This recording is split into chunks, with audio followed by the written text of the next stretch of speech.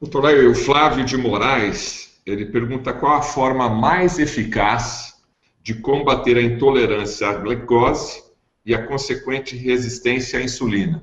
Ele é adepto a fazer exercícios de alta intensidade e pergunta se isso seria uma das maneiras de combater essa intolerância.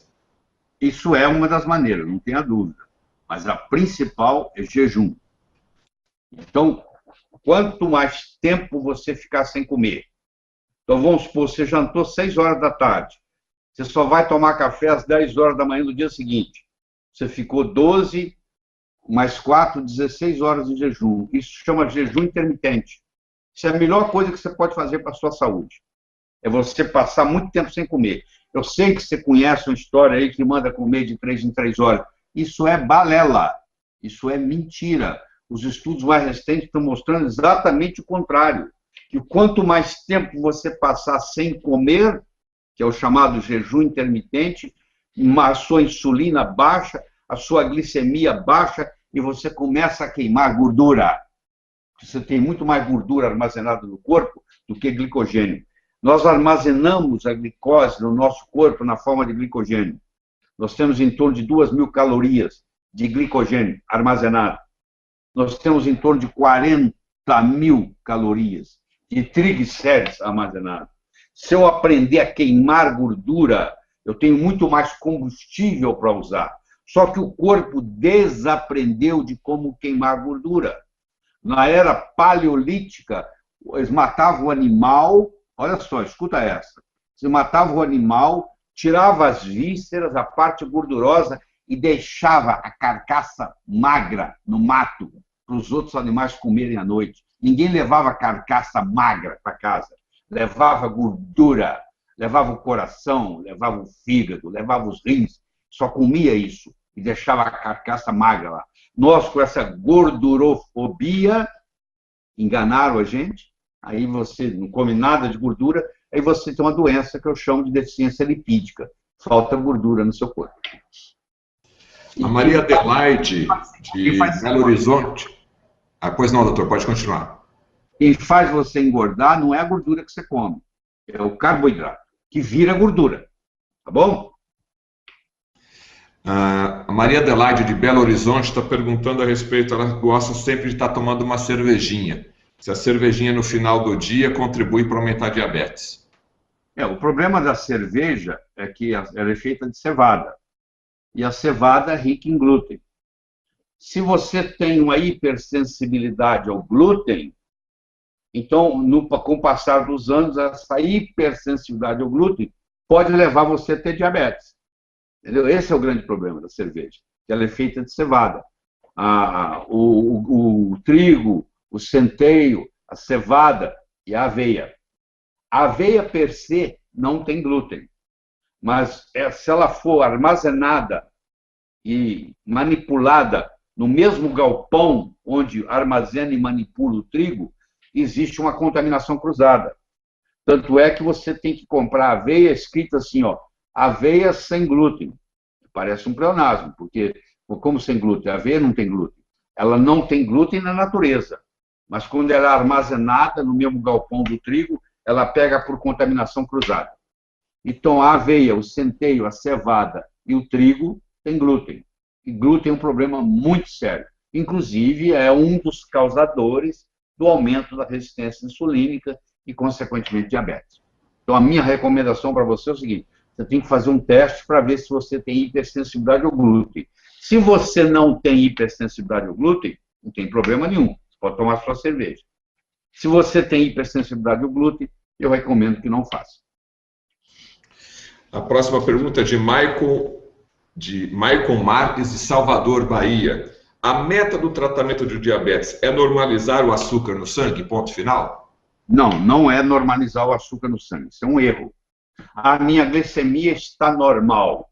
Isso não quer dizer nada. Os 5 estudos que eu citei para vocês aqui, principalmente o ACCORD e o VEST, eles mostraram o seguinte, que aqueles pacientes que tinham o açúcar mais controlado no sangue foram os que tiveram mais eventos clínicos. mais infarto, mais acidente vascular cerebral e mais morte. Então, essa ilusão de que você tem, de que se o seu açúcar no sangue estiver controlado, está tudo bem, não é verdade. O foco não é a glicose, não é a glicemia. A glicose no sangue chama glicemia. Não é a glicemia. O foco é a resistência insulínica. Eu quero saber o seguinte, quanto que você tem de insulina em jejum? Essa é a pergunta que vale ouro. Se você tiver uma insulina menos de 5, eu sei que você vai viver muitos anos com saúde. Se você tem uma insulina de 23, que é o limite superior do laboratório, você é uma pessoa doente. Você pode não manifestar sintoma hoje, mas você por dentro está doente já. Já está doente, mesmo sem sintoma. Tá bom?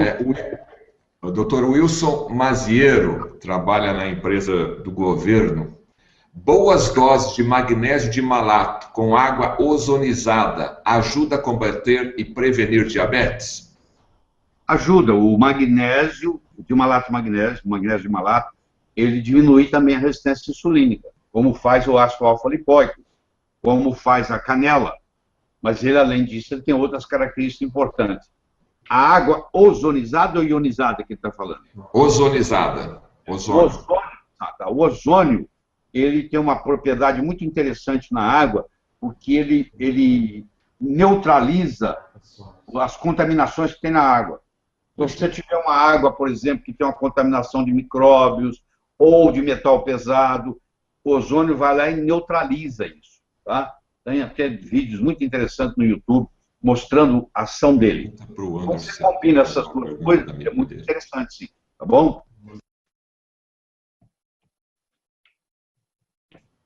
Oi, agora sim. Doutor, a próxima pergunta é Marta Soares, de Jaú, São Paulo. Por favor, pouco tempo de sono tem relação com glicemia alta? Trabalhar à noite e dormir de dia aumenta a glicose?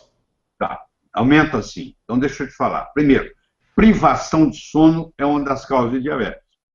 Então, se você dorme menos de 7 horas por noite, a longo prazo você paga um preço por isso. É rara a pessoa que pode dormir menos de 6, 7 horas sem ter consequências. Então, e sono você não consegue recuperar. Ah, eu vou dormir mal durante a semana e vou recuperar sábado e domingo. Isso não funciona desse jeito. Você aumenta a resistência insulínica.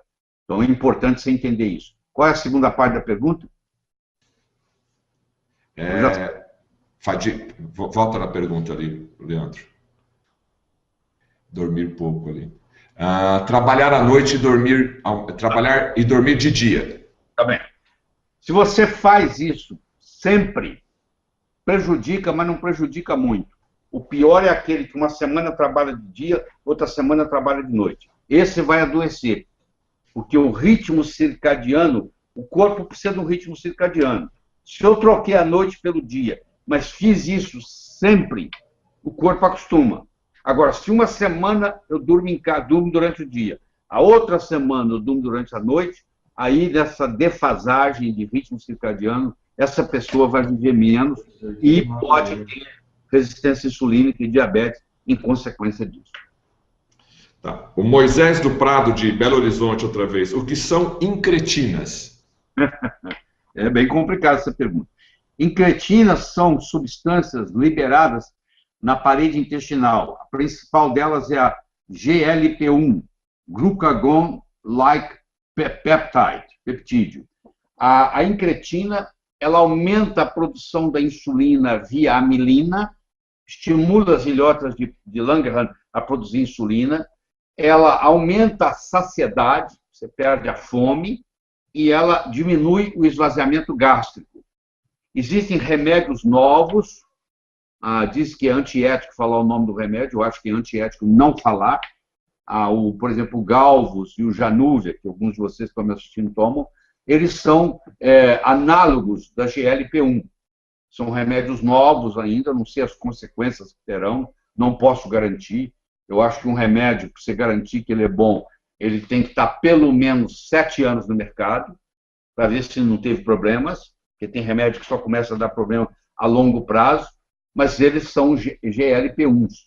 E eles são usados também Não, desculpa, eles não são análogos do GLP-1.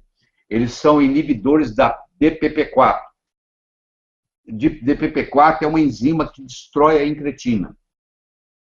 Então, quando eu inibo a DPP-4, eu mantenho a GLP-1. Então, eles atuam desse modo.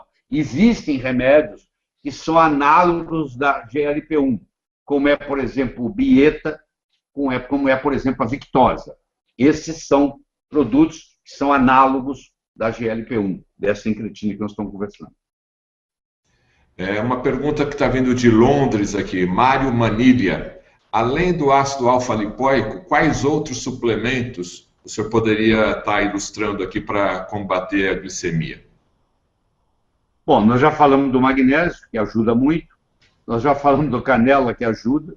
O alfa-lipoico hoje ele tem na forma R, também é interessante, porque é mais poderoso e melhor biodisponibilidade. Você tem a benfotiamina e a vitamina B1 na forma lipossolúvel, que o alfa-lipoico, a benfotiamina, a B12, ajuda no tratamento das neuropatias. Que o paciente com diabético a longo prazo, principalmente fazendo uso de metformina, ele termina com neuropatia, ou periférica ou vagal. E esses produtos, o alfa-lipoico, o R-lipoico, a benfotiamina, a glutationa, o magnésio, ajudam, a B12, a B6, ajudam no tratamento dessas neuropatias.